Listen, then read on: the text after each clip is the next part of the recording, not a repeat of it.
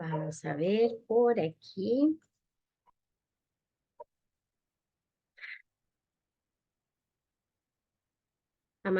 Damaris, de vuelta, porque ya me queda poco para mi examen. Perfecto, vamos a seguir estudiando, Damaris, entonces. Bueno, aquí está el ciclo de estudio que se compone de 10 sesiones, como ustedes saben. Cada sesión, por supuesto, que habla de un capítulo del libro del conductor. Hoy día nos corresponde estudiar los principios de la conducción, que es la sesión número 2. Si alguno de ustedes se perdió la sesión de ayer que hablamos sobre los problemas de los siniestros de tránsito, por supuesto la sesión ya está grabada en su cuenta premium y pueden revisarla en algún momento de estudio personal. Muy bien, les recuerdo a todos y a todas el método de estudio que nosotros siempre recomendamos en Práctica Test. Realicen muchos test, que ahí está la clave para poder aprobar el teórico.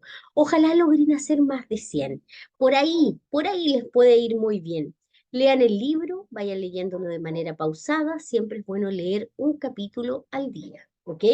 Y por supuesto, yo siempre recomiendo, ojalá lean el capítulo antes de la clase para poder complementar, por supuesto, el estudio y participen de las clases, que es aquí donde se aclara todo aquello que no se comprende en la lectura. Muy bien, comencemos con esta sesión, que hoy día es una sesión un poco larga, tiene harta información, pero vamos a tratar, ojo, yo voy resumiendo el capítulo, no puedo leerlo completo porque es sumamente extenso, por lo tanto me voy centrando en lo más importante del capítulo, ¿ok?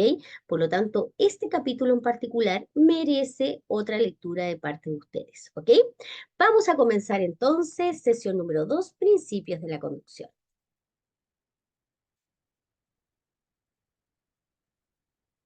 Nosotros estudiamos todos los días desde nuestra plataforma oficial, que es practicatest.cl.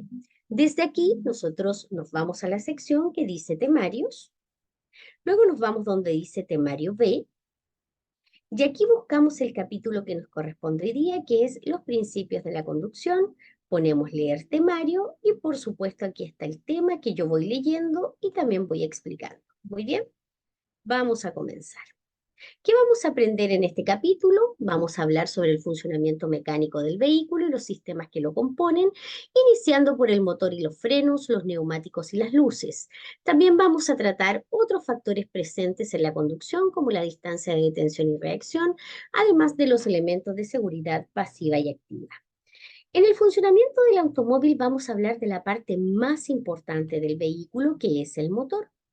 El motor es el elemento más importante, es decir, es el corazón del automóvil. Normalmente se ubica en la parte delantera de este, aunque en algunos casos está situado en la parte de atrás, actualmente en automóviles de alta gama. El combustible. Los vehículos particulares funcionan mayoritariamente con gasolina o también llamada benzina. Algunos para el trabajo funcionan con petróleo diésel, como buses, camiones, camionetas y de forma excepcional existen vehículos que funcionan con gas como algunos taxis. Además, en Chile se ha impulsado la Política Nacional de Electromovilidad, que está en aumento, ¿verdad? Y que se centra principalmente en el transporte público y también flotas comerciales. ¿Cómo se mide el funcionamiento del motor? Se mide por la cantidad de giros del motor en un minuto. Técnicamente se indica con la sigla RPM. ¿Qué significa eso? Significa revoluciones por minuto, las cuales son indicadas por el tacómetro, que consiste en un reloj digital o análogo situado en los tableros de los vehículos. En conclusión, también es bueno comentarles que la función principal del motor es transformar la energía. La energía química, en este caso que viene del combustible, se tiene que transformar en energía mecánica. Por lo tanto, ojo, pregunta de examen, función del motor, transformar la energía. Muy bien, ahí tenemos, por supuesto, un video explicativo. Ustedes pueden ver los videos siempre están disponibles en nuestra página para que ustedes los puedan revisar en algún momento de estudio personal. Muy bien, vámonos al sistema de lubricación. Los motores se lubrican a presión con aceite para todas sus partes móviles. El efecto del aceite es minimizar el desgaste y la fricción entre las diferentes partes móviles. Cuando el nivel de aceite está bajo, puede encenderse una luz de presión de aceite en el tablero, lo que significa que el motor no está siendo correctamente lubricado. En este caso, la función del aceite es, por supuesto, minimizar el desgaste y la fricción de todas aquellas piezas que se mueven. Por lo tanto, siempre hay que tenerlo a un nivel adecuado y, por supuesto, en buen estado. ¿Cuándo se cambia el aceite? Cuando te lo indica el fabricante. Cada cierto kilometraje que te va a decir el fabricante o la persona que te vende, en este caso, el vehículo. Cuando en el tablero se enciende una luz que indica que el motor no está siendo lubricado, debe detener el motor y reparar la avería. Si no lo hace, el costo de la reparación posterior puede ser muy alto. Es muy importante que usted siempre verifique el nivel de aceite de la varilla que se encuentra en el motor. Usted mismo puede sacar la varilla y la varilla en este caso tiene una medida que usted, por supuesto que el aceite debe tener la medida adecuada y también el color adecuado. Si está negro significa que por supuesto el aceite ya cumplió su función. Cambie periódicamente el aceite y el filtro que corresponda. Use aceites recomendados por el fabricante. Muy bien, ahí tenemos por supuesto un video explicativo. Llegamos al sistema eléctrico. Los principales elementos y funcionamientos del sistema eléctrico son el alternador. Es el encargado de producir la energía eléctrica. Este entra en movimiento a través de la correa del motor. Como dijimos anteriormente, dijimos que el motor es el corazón del vehículo. En este caso, el alternador vendría siendo como el cerebro del vehículo, es donde se producen las conexiones eléctricas para que el vehículo pueda funcionar. Toda la energía producida, en este caso por el alternador, donde se almacena en la batería. Cuando la correa está poco tensa, el efecto del alternador se minimiza. En el tablero también se puede encender una luz cuando la batería tiene poca carga. Ahí tenemos, por supuesto, una imagen. Ahí tenemos un video explicativo sobre el sistema eléctrico. Vámonos al sistema de combustible. El sistema de combustible, atención, pregunta de examen, se compone de tres partes. El estanque de combustible, donde se recibe el combustible, ¿verdad? Los conductos por donde pasa el combustible y una bomba.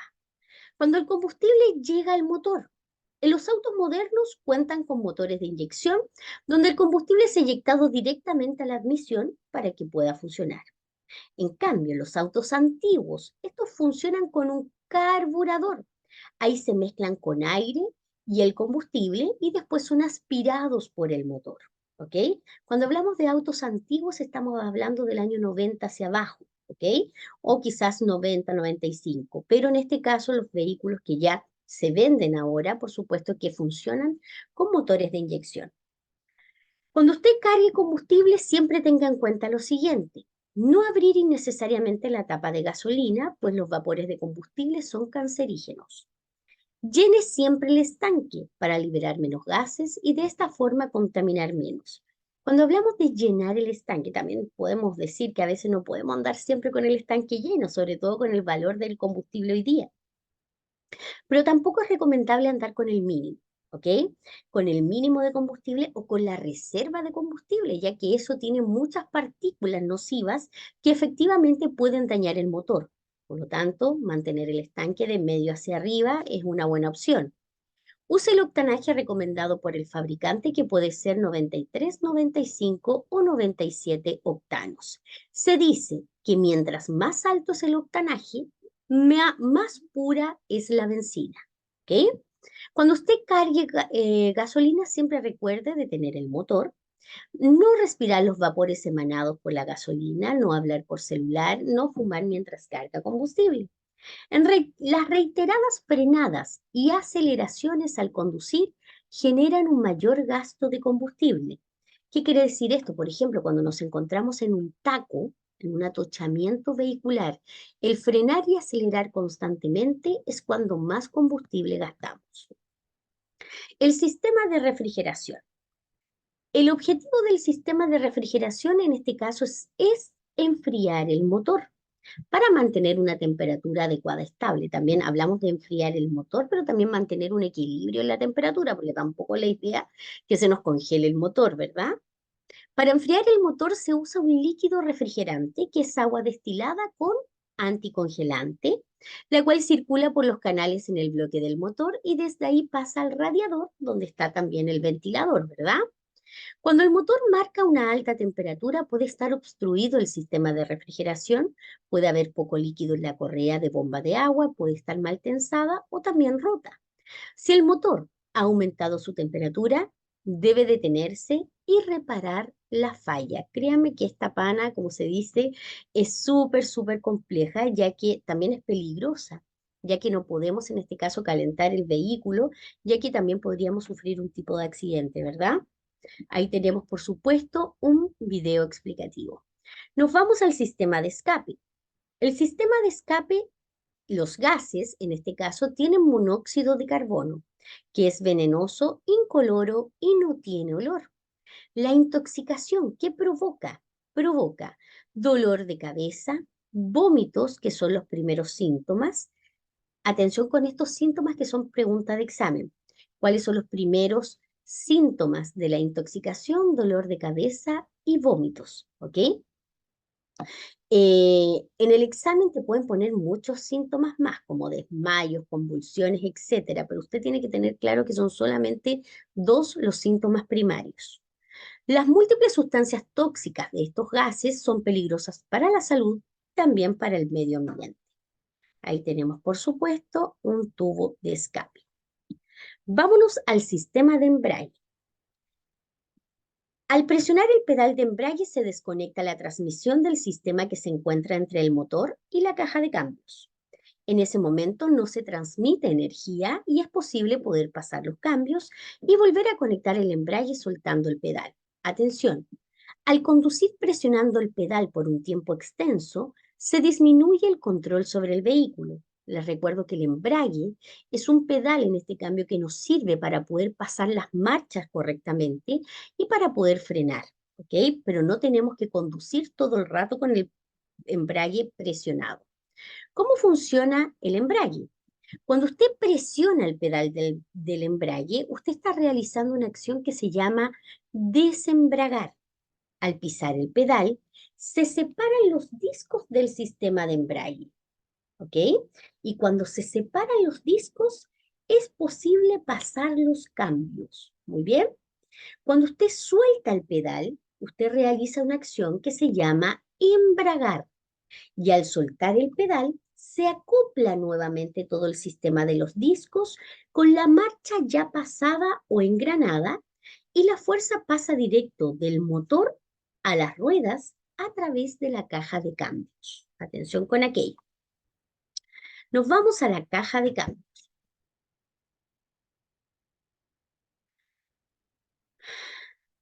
Nelson me dice, cuando estamos en un semáforo parado, ¿es recomendable tener pisado el embrague en todo momento hasta que dé la luz verde? Mira, Nelson, no se recomienda en este caso y la idea es tener el pedal, el tener pisado el freno. Recuerda que el embrague en este caso es solamente cuando vas a pasar la marcha. Cuando ya te da la luz verde, tú puedes cambiar el pedal, pisar el embrague y pasar primera. ¿Ok? Ahora, si tú tienes pisado el embrague y ya tienes la marcha pasada en una mala maniobra, se te puede apagar el motor también. La caja de cambios. Su función es multiplicar la fuerza del motor. Puede tener hasta 6 marchas. Cada marcha corresponde a su rango de velocidad. Manejar la velocidad adecuada a la marcha contamina menos y también ahorra combustible. Bien, por supuesto, ahí tenemos un video explicativo. Gabriela Muñoz, buenas noches. Carlos Ávila, buenas noches. Recuerden, Gabriela, Carlos, si se perdieron algo, la clase queda grabada, así que pueden ver posteriormente la primera parte, no hay problema, desde mañana. Perfecto. Vámonos al sistema de suspensión y amortiguación. Se encargan del contacto de los neumáticos con la calzada para proporcionar estabilidad y confort al conducir. Permiten minimizar el impacto de las irregularidades en la superficie de las calles y gran parte de la seguridad activa se apoya en estos dos sistemas. Fíjese que aquí por primera vez aparece la palabra seguridad activa. Buenas noches, Letni. Aquí vamos a hacer la diferencia entre la seguridad activa y la seguridad pasiva.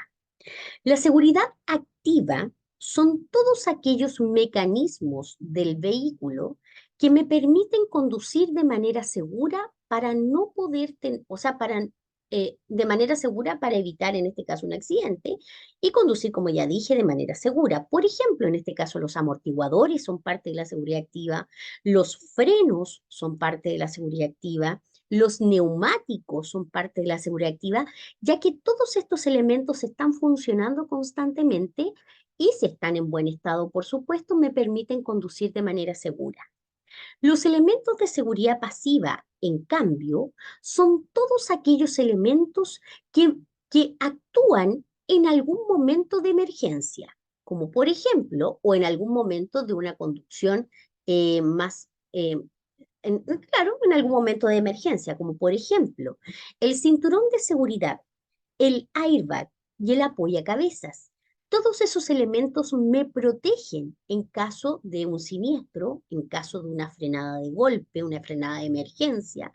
Son todos aquellos elementos que me protegen en caso de una emergencia. Esos son los elementos de seguridad pasiva. Muy bien. Giovanna, buenas noches. Letni, tranquila, todos vamos avanzando bien. Si te Letni, si te perdiste la segunda clase. Ah, ya, viste la clase de ayer, muy bien. ¿Cuáles son los peligros y consecuencias de los amortiguadores en malas condiciones? Fíjese que el amortiguador, ¿cuál es la función principal de un amortiguador? La función principal de un amortiguador es absorber la energía. Atención con lo que estoy diciendo, que es pregunta de examen. ¿Cuál es la función de un amortiguador? Es absorber la energía. ¿Por qué? Porque fíjese que cuando usted va conduciendo y usted pasa, por ejemplo, un lomo de toro que no viste porque no estaba bien pintado y justo esa calle tú no la conocías, o pasaste por un hoyo o un evento también se les dice, y justamente el vehículo cayó un hoyo, pero salió de manera airosa. eh, la parte del vehículo que te protege para mantener el control del vehículo son los amortiguadores. Por lo tanto, por eso son parte de la seguridad activa del vehículo. Muy bien, entonces en estas situaciones de la conducción, donde el vehículo se puede ver inestable por alguna situación, los que protegen son los amortiguadores porque absorben la energía. Muy bien, pregunta de examen. Pero si los amortiguadores se encuentran en malas condiciones, ¿qué puede pasar? El automóvil no posee estabilidad, especialmente en las curvas con viento lateral o al circular sobre una superficie con agua, aumenta el riesgo de aquaplaning. Les recuerdo que el aquaplaning es cuando usted pasa por un charco de agua y va a exceso de velocidad, lo que hace que el neumático no se adhiera correctamente al pavimento, lo que puede provocar el patinazo del vehículo, que el vehículo patine en ese lugar. Mayor es la distancia de frenado, sobre todo en calles irregulares o mojadas. Si además el vehículo tiene ABS, este sistema va a perder efectividad. El ABS, les recuerdo que son los frenos antibloqueo, que lo vamos a ver más adelante. Provocan averías con mayor frecuencia en otros elementos del vehículo. Claramente, es como conducir con una caja, imagínense una caja que está llena de clavos. Tú la mueves, ya en este caso es algo similar. El vehículo de alguna forma va a dañar otros elementos del vehículo. Menor confort en la conducción, ya que esto puede provocar la fatiga del conductor, claramente, porque además los amortiguadores en mal estado además suenan y la verdad es que eso también te desconcentra bastante en la conducción. Ahí tenemos, por supuesto, un video explicativo. Llegamos ahora a los frenos. Marcelita me dice, profe, una consulta. En un semáforo, por ejemplo, en rojo, al parar, ¿se debe dejar algún cambio pasado, o sea, en el que llega el momento de frenar, o se pasa neutro, o se deja neutro mientras se está esperando el semáforo en verde? Neutro, Marcelita. Mira, Gabriela también te contestó. Tienes que dejar el vehículo en neutro, por supuesto, con el pie en el freno, ¿ok? En este caso hay semáforos que son muy largos también. Hay que mantener el vehículo, mantener la calma para la conducción. Ya, mantengan la calma. Hay personas que son súper apuronas que les pueden tener, eh, pueden tocarles la bocina y todo eso. Si tú dejas el vehículo en primera con el embrague presionado y en primera, claramente puede haber una mala maniobra que al momento de salir se te puede apagar el vehículo, ¿ok? Mejor hacer la maniobra de manera adecuada, dejas en neutro y todo eso. Mientras tenga el vehículo neutro en el pie, es necesario pisar el embrague. No, por ningún motivo, Pipe. Perfecto. Al ser automático también me confunde un poco todo esto. Miriam, al ser automático también se espera un neutro. Mira, Miriam, te voy a ser súper honesta. Yo sé muy poco de vehículos automáticos, siempre he manejado vehículos mecánicos, ¿ok? Si alguno de ustedes, de las personas que están conectadas, tienen vehículo automático y saben la respuesta de Miriam, por supuesto que se agradece la respuesta, ¿ok? Así que yo de los automáticos, la verdad es que sé bastante poquito. Así que no me quiero aventurar en una respuesta. Muy bien, perfecto. Continuamos entonces. Vámonos con los frenos. Los frenos también son parte de la seguridad activa del vehículo. Los frenos, la función principal es evitar siniestros. Reducen la velocidad del vehículo y lo detienen. Para evitar siniestros es vital supervisar y mantenerlos en perfecto estado. El uso. Es importante aprender a usar los frenos de forma correcta en situaciones de peligro, tomando en cuenta las características del vehículo, teniendo en claro si cuenta o no cuenta con ABS, que son los frenos antibloqueo. No todos los vehículos tienen ABS. Generalmente en el panel del vehículo dice que tiene ABS y uno cuando compra un vehículo también te dicen que el vehículo tiene ABS. ¿Ok? Los frenos antibloqueo, ¿qué hacen? Que en el caso de una frenada de emergencia, las ruedas no se bloquean y te permiten frenar de una manera mucho más controlada y segura. ¿Ok? En el caso, si cuando las ruedas no, perdón, cuando el vehículo no tiene ABS, las ruedas se bloquean en un momento de frenada y de emergencia, una frenada intempestiva, se bloquean las ruedas y es probable que el vehículo pueda comenzar a patinar por el pavimento. ¿Ok? Frenada intempestiva. Si usted frena de golpe por el pánico de una situación peligrosa, los frenos ABS permiten continuar controlando el vehículo, la dirección del vehículo. Ventaja que disminuye a altas velocidades. Claramente no es lo mismo frenar a 60 o a 50 kilómetros por hora que frenar a 100 kilómetros por hora. ¿Ok?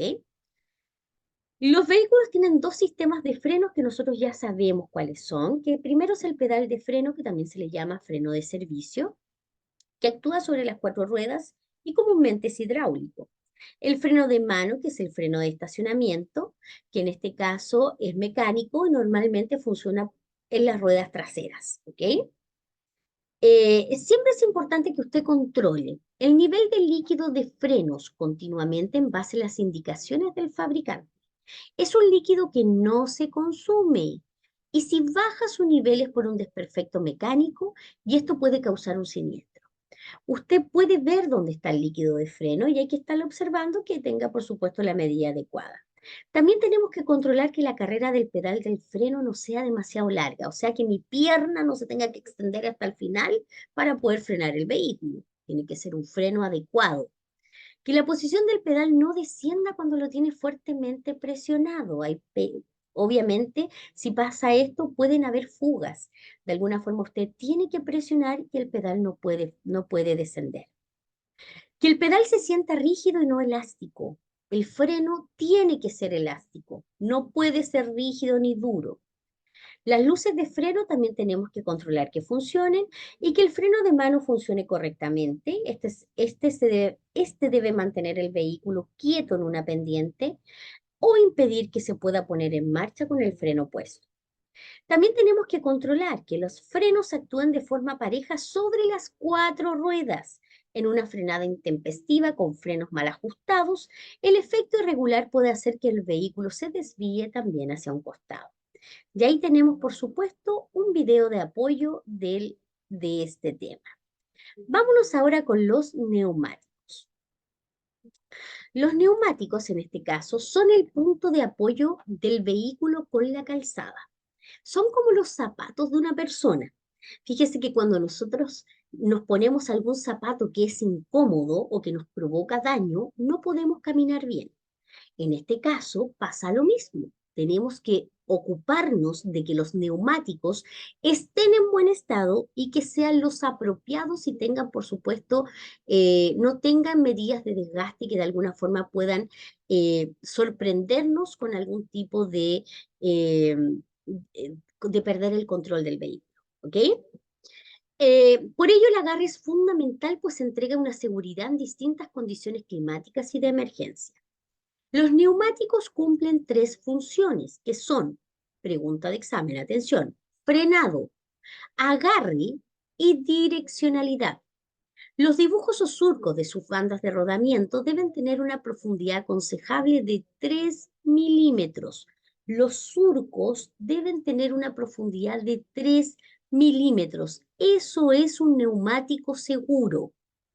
Cuando la profundidad de tales dibujos es muy baja o inferior a 1,6 milímetros, baja la fricción con el pavimento mojado, aumentando el riesgo que se pierda el contacto con el pavimento por causa de la capa de agua que se forma delante de los neumáticos. Revise habitualmente sus neumáticos y compruebe que sus detectores de desgaste de la profundidad de los surcos no le indiquen que es inferior a 1,6. Hay una pregunta de examen que habla sobre el neumático seguro.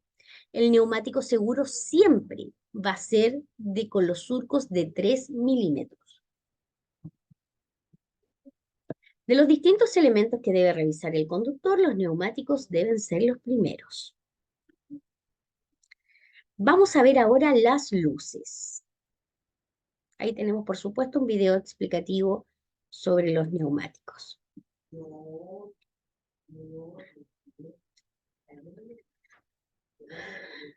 Gabriela Muñoz, disculpe, a ver, voy a contestar algunas preguntas. Disculpe, no entendí lo del ABS. Si no son lo mismo que los servofrenos, no son lo mismo, Gabriela.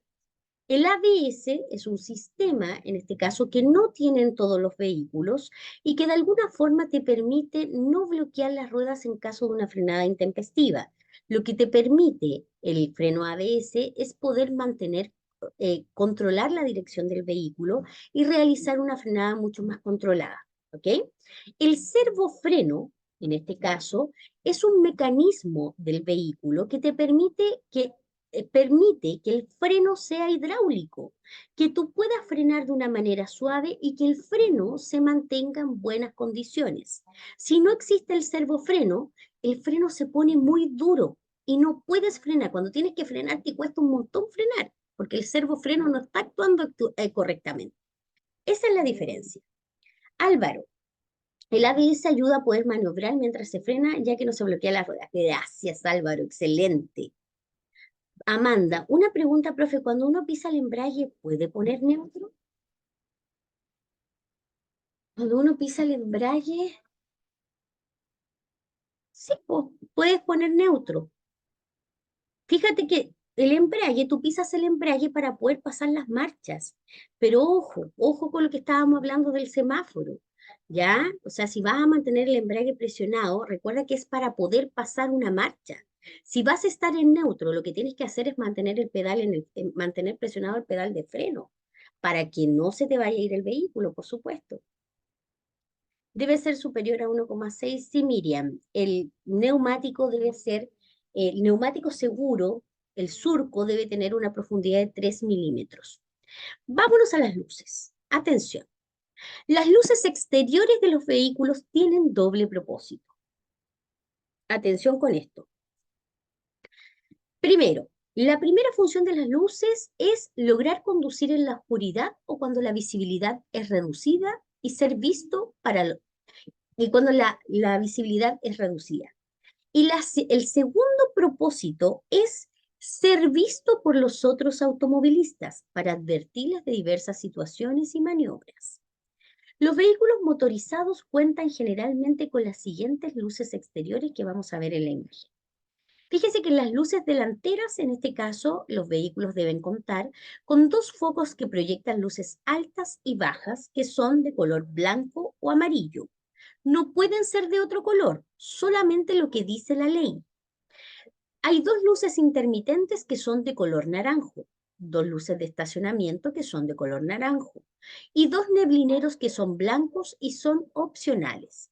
En la parte trasera del vehículo existen tres luces de freno que son de color rojo, dos luces intermitentes que son de color naranjo, dos luces de retroceso que son de color blanco, una luz en la placa patente que es de color blanco y dos luces rojas fijas que son de color rojo. Muy bien. Esas son las luces reglamentarias que todos los vehículos deben tener y de los colores que corresponden. Las luces violetas, moradas, azules, verdes no corresponden y por supuesto que se exponen a una multa. Aquí tenemos por supuesto dos videos explicativos. Llegamos ahora a los espejos. Los espejos permiten al conductor ver el tráfico que circula detrás de él, a la derecha y a la izquierda del vehículo. La mayoría de los espejos laterales son convexos, por lo que las imágenes se visualizan más lejanas de lo que están en realidad. Los puntos ciegos o ángulos muertos corresponden al espacio de la conducción no visible para el conductor en los espejos. A ver, yo siempre explico esto con un ejemplo. Fíjese que cuando uno va conduciendo y tú vas a hacer un cambio de pista, por ejemplo, te vas a cambiar de vía, miras por los espejos, te fijas que no viene nadie, no viene nadie, miraste por la izquierda, la derecha, no viene nadie. Miraste por el espejo retrovisor para asegurarme que no viniera nadie. Miro por el retrovisor, no viene nadie. Comienzo entonces a señalizar para poder efectuar la maniobra y cuando voy a efectuar la maniobra y me voy a cambiar de pista, sientes que un vehículo te toca la bocina y te giras la cabeza y te das cuenta que había un vehículo al lado tuyo que tú nunca viste. A eso se le llama punto ciego, ¿ok? Hay un punto en los espejos donde tú no ves a los otros vehículos. Por lo tanto, el libro del conductor, más adelante también habla que siempre es bueno que además, si tú vas a ejecutar una maniobra, además de mirar por los espejos, hagas un leve y rápido movimiento con tu cabeza para el lado para asegurarte que no venga nadie ni nada. Puede venir un motociclista incluso. ¿Ok? Por lo tanto, hay que asegurarse que este punto ciego no les vaya a afectar. Ahí tenemos, por supuesto, un video explicativo. Muy bien, nos vamos al siguiente tema de este capítulo que habla sobre la energía y las leyes físicas. Vamos a ver.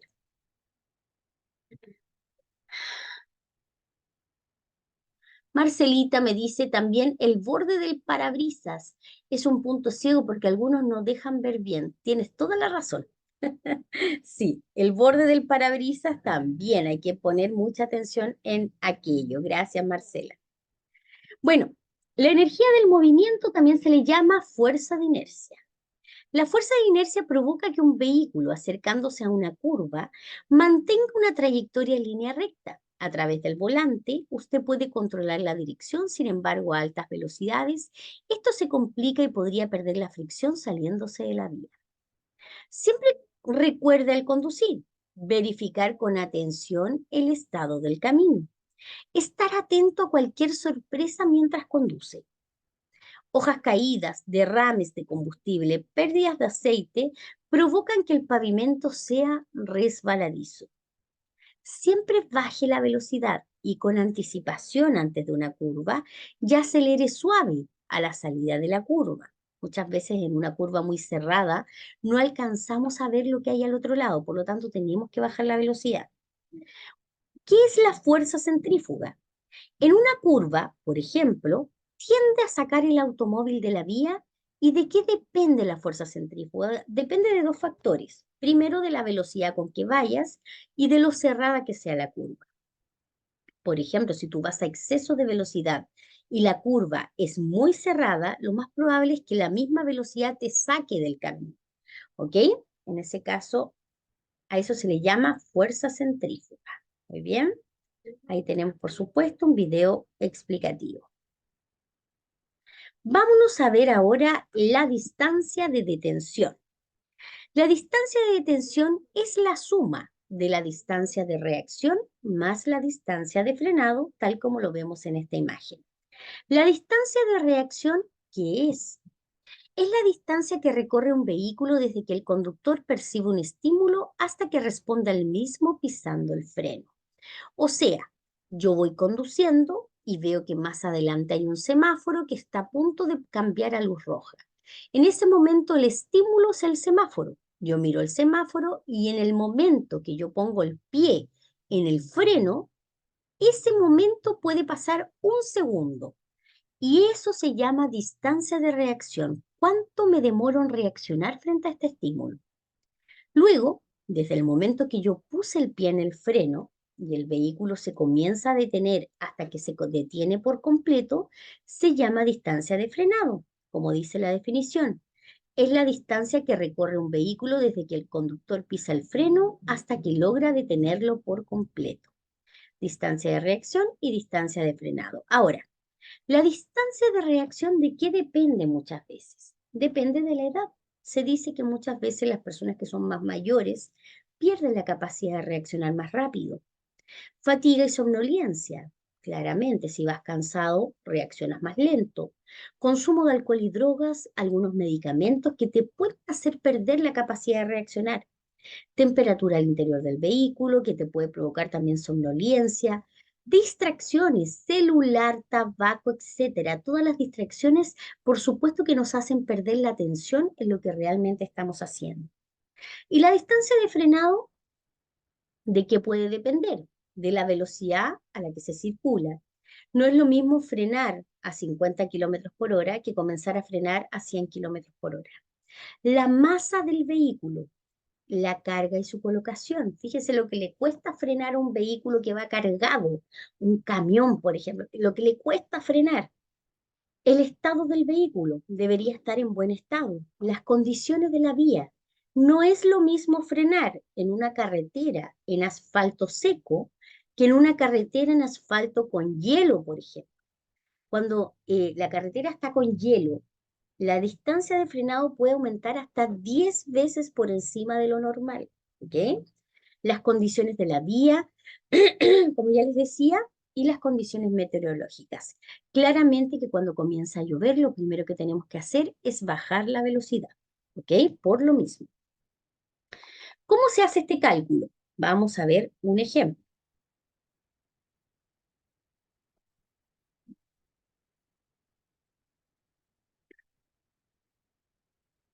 Este ejemplo nos dice claramente cómo realizar, ay, se me fue, ay sí, cómo realizar el cálculo de la distancia de tensión. Miren acá, esto presenta de esta manera en el examen. Si un vehículo viaja a 60 kilómetros por hora, ¿cuál es la distancia de detención? Vamos a ver la distancia de reacción. Y fíjese que la distancia de reacción dice se multiplica por 3 y la distancia de frenado se multiplica por 5. ¿De dónde apareció este 3 y de dónde apareció este 5? De ningún lado. Esto no, el 3 y el 5 no son ni segundos, ni metros, ni distancia, ni nada de eso. Esto es solamente una fórmula adaptada para hacer este cálculo. Por lo tanto, estos números son parte de la fórmula, de una fórmula estandarizada.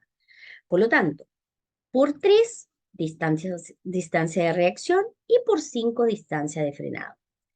Tomo el número 60, ya que el vehículo viaja a 60 kilómetros por hora.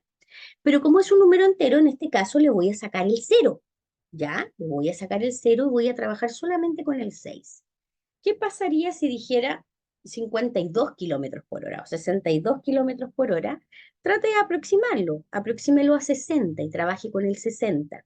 Este cálculo es un cálculo aproximado, no es un cálculo exacto, pero sí nos sirve para poder responder bien en el examen. ¿Ok? Entonces, 60 le saco el 0, lo multiplico por 3. 6 por 3 me da 18. El 5, tomo el 60, le saco el 0, lo multiplico por 5. 6 por 5 me da 30. Ahora lo sumo. Distancia de reacción más distancia de frenado, 18 más 30, me da 48 metros aproximadamente. ¿Por qué aproximado? Como ya les decía, esto es un cálculo aproximado. Lo que quiere decir que en el examen podrían haber, no sé, vamos a ver tres alternativas. Alternativa A, 50. Alternativa B, 110. Alternativa C, 78. Usted me dirá, pero en ninguna parte dice 48. No, en ninguna alternativa dice 48. ¿Qué tengo que hacer en ese caso? Tengo que elegir la alternativa que más se acerque al cálculo que yo saqué. Entonces, si la alternativa A me decía que era 50, tengo que, tengo que tomar o marcar la alternativa A. ¿Ok? Eso es, en este caso, de eso se habla con el cálculo aproximado. Tengo que elegir el cálculo que más se acerque, o la alternativa en este caso, que más se acerque al cálculo que yo realice. Muy bien, perfecto. Volvemos a la lectura. Justamente más abajo van a encontrar algunos ejemplos, un video del profesor Jaime. Perfecto. Y nos vamos ahora a los elementos de seguridad pasiva. Corresponden a todos los sistemas que aminoran las consecuencias de un siniestro provocado por las dificultades con la seguridad activa, como los frenos y los neumáticos. Algunos elementos de seguridad pasiva son el cinturón de seguridad, los airbags y los apoyacabezas. Vamos a ver. El primero, el cinturón de seguridad. Toda persona que esté al interior del vehículo debe llevar puesto su cinturón de seguridad de forma individual.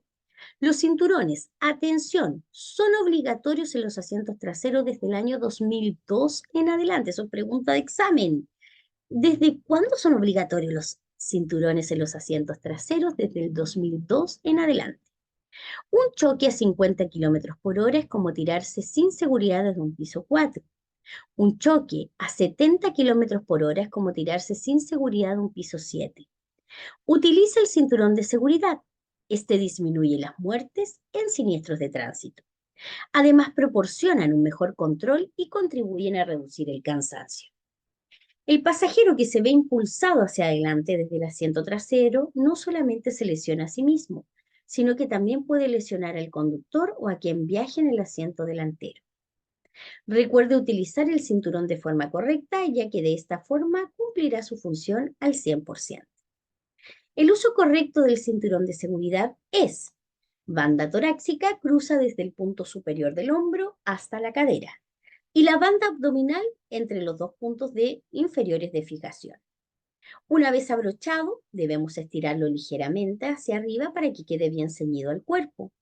Importante, atención, cuando sufre un siniestro debe cambiar los cinturones de seguridad porque estos ya cumplieron la función para lo cual estaban ahí. ¿Ok? Por lo tanto, tenemos que cambiarlo por seguridad. Muy bien. Vámonos ahora al airbag. El airbag es una bolsa de aire que se activa automáticamente ante un impacto fuerte, tarda milisegundos en inflarse y desinflarse. Reduce los riesgos que se produzcan daños cervicales como ingreso de vidrios a los ojos y evita golpes contra el volante y tableros. No son eficaces si no se utilizan con el cinturón de seguridad puesto. Al producirse un siniestro, la bolsa se activa a una velocidad de 300 kilómetros por hora y si no lleva el cinturón de seguridad, el airbag se activa y puede provocar daños muy graves. El airbag, en este caso, disminuye la probabilidad de muerte. Se ha considerado que el airbag frontal, en conjunto con el cinturón de seguridad, puede llegar a bajar hasta un 20% la probabilidad de sufrir lesiones mortales. Atención con ese dato que es pregunta de examen. Después de un siniestro, se deberá reemplazar el sistema de airbag, aunque este no se haya abierto. Para evitar riesgos y obtener los máximos beneficios de este sistema, siempre recuerde lo siguiente. Nunca instale una silla de seguridad infantil en el asiento delantero si existe airbag de copiloto. Ojo que las sillas siempre tienen que ir atrás, ¿ok? En el asiento trasero, pero solamente pueden ir adelante en el caso que el vehículo tenga cabina simple. ¿Y qué es cabina simple? Es donde va sentado el pasajero el conductor y un pasajero más.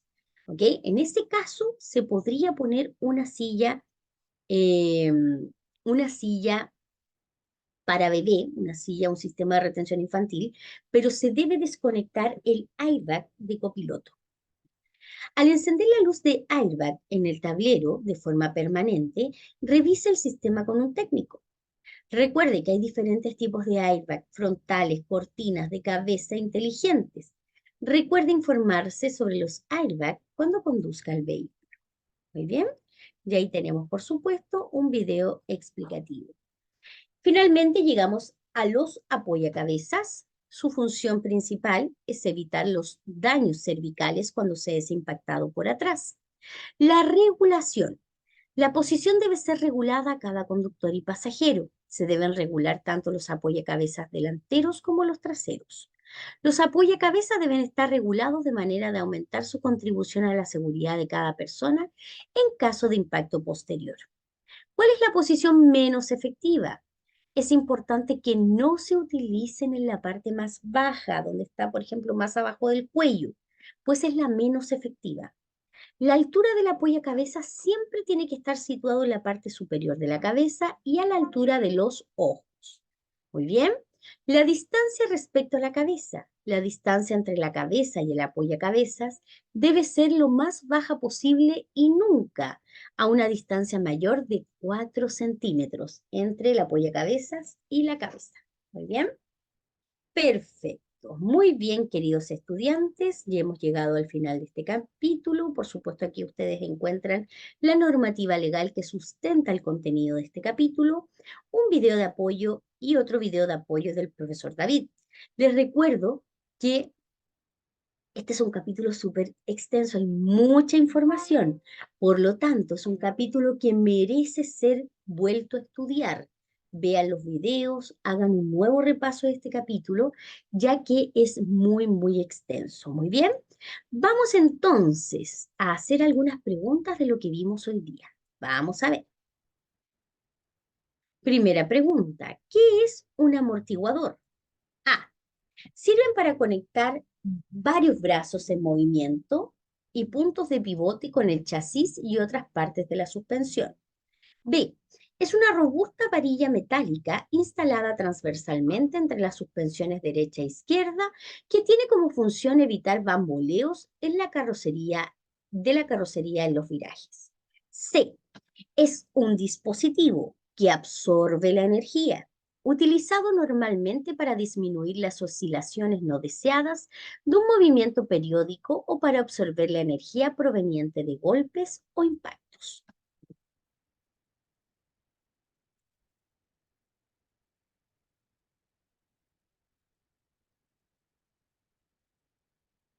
La mayoría de ustedes, excelente, me está marcando la letra C. Vamos a ver, y eso es correcto. Muy bien. Siguiente pregunta. Usted conduce un vehículo con frenos y neumáticos en buenas condiciones. La superficie de la calzada está seca. ¿Cuál es la distancia aproximada de detención total, distancia de reacción más distancia de frenado si usted va a 70 kilómetros por hora? Haga el cálculo. Yo lo espero.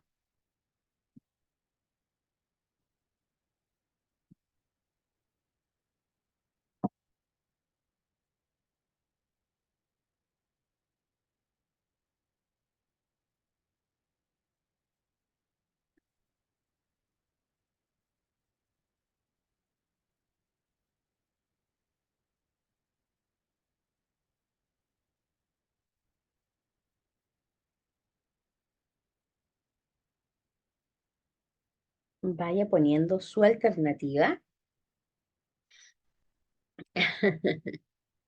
Jorge me dice da 56. ¿Se dieron cuenta que no da exacto? No sale el número exacto porque es un número aproximado. Excelente. Claramente da 56.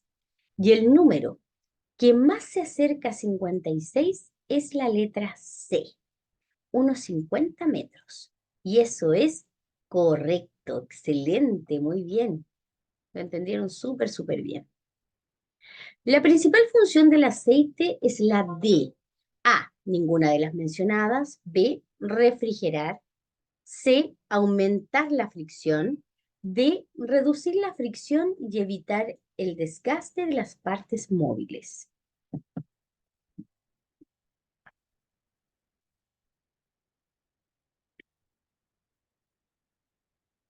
Excelente, muy bien.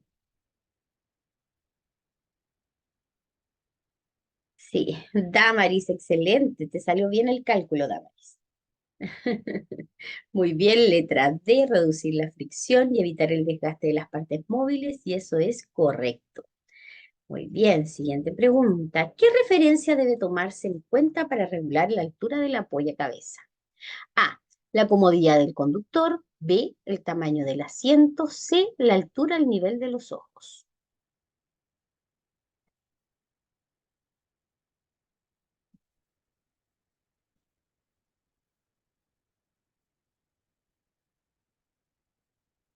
Muy bien. Joder, no me acuerdo, dice Gabriel. Recuerda siempre que la apoya cabeza siempre debe estar a la altura del nivel de los ojos. Esa es la correcta. Excelente, muy bien. Letra C. Por último, los sistemas de seguridad activa ayudan al conductor a reducir las posibilidades de que se produzca un accidente. B, conducir de una manera más confiada. C, reducir al mínimo las lesiones cuando se produce un accidente.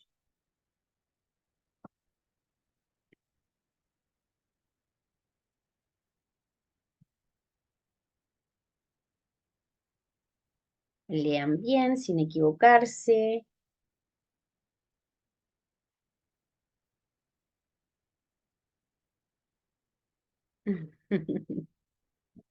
Pucha, Giovanna, no, tampoco, Enoch. La respuesta correcta es la letra A, ¿ya? A ver, voy a reforzar esto. Les recuerdo que todos los elementos de seguridad pasiva son todos aquellos mecanismos del vehículo que me permiten conducir de una manera segura para evitar que se produzca un accidente, como los neumáticos, los frenos, los amortiguadores, etcétera. En cambio, los elementos de seguridad pasiva es lo que dice la letra C: reducir al mínimo las lesiones cuando se produce un accidente. Por ejemplo, el cinturón de seguridad, el airbag, el apoyacabeza. Eso que acabamos de leer ahora son elementos de seguridad pasiva que solamente actúan en momentos de emergencia. No se olviden de aquello, que todo eso es pregunta de examen. Muy bien, perfecto. Exacto. Muy bien, queridos estudiantes. Quiero contarles qué nos toca mañana. Vamos a ver. Mañana nos toca el tema de, mira, mañana nos toca convivencia vial. El tema de convivencia vial es súper cortito, es un tema bien breve que la verdad que nos va a hacer descansar un poquito, tomar un poco de aire para poder continuar. Así que los que puedan leer este capítulo durante el día, súper buena opción, y en la noche, por supuesto, nos juntamos a seguir estudiando. Muy bien, que tengan mañana un excelente día, cuídense mucho, descansen y nos volvemos a encontrar mañana a las 21 horas. Que estén súper bien. Mañana, convivencia bien. ¿Ok? Chao, chao, hasta mañana. Que estén súper, súper bien.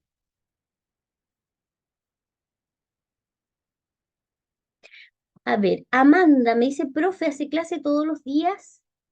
Sí, Amanda, de lunes a viernes a las 21 horas, Amanda, así que ahí te espero.